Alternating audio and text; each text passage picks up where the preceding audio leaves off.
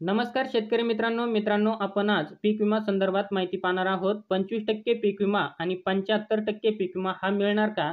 याबद्दल आपण या व्हिडिओच्या माध्यमातून संपूर्ण माहिती समजून घेण्याचा प्रयत्न करणार आहोत। तेव्हा व्हिडिओला कुठेही स्किप करू नका, शेवटपर्यंत नक्की बघा आणि आपण या चॅनलवरती जर पहिल्यांदा आला असाल तर चॅनलला सबस्क्राईब करायला विसरू नका, जेणेकरून आपल्याला असेच नवनवीन अपडेट हे बघायला मिळत राहतील। तर मित्रांनो, 25% पीक विमा हा दिवाळीपूर्वीच बऱ्याच शेतकऱ्यांच्या खात्यावर जमा करण्यात आला होता, परंतु काही जिल्ह्यातील शेतकऱ्यांना 25% अग्रिम पीक विमा अजूनपर्यंत मिळालेला नाही। तर मित्रांनो, प्रत्येक जिल्ह्याच्या जिल्हाधिकाऱ्यांनी सुद्धा याबाबत अधिसूचना काढल्या होत्या पीक विमा वाटप करण्यात यावा म्हणून, परंतु तरी सुद्धा पीक विमा कंपन्यांनी पीक विमा हा वाटप केला नाही आणि त्यानंतर कृषी विभागाच्या माध्यमातून या संदर्भात पाठपुरावा करण्यात आला आणि त्यानंतर आता ज्या जिल्ह्यातील शेतकऱ्यांना 25% अग्रिम पीक विमा हा मिळालेला नाही, तर अशा जिल्ह्यातील शेतकऱ्यांना 25% पीक विमा मार्च महिन्यामध्ये वाटप केला जाणार आहे आणि काही जिल्ह्यांमध्ये वाटप देखील करण्यात आलेलं आहे। तर मित्रांनो, यामध्ये जास्त करून बुलढाणा, नांदेड, धाराशिव, अहमदनगर जिल्ह्यातील काही भाग आणि छत्रपती संभाजीनगरमधील काही भाग,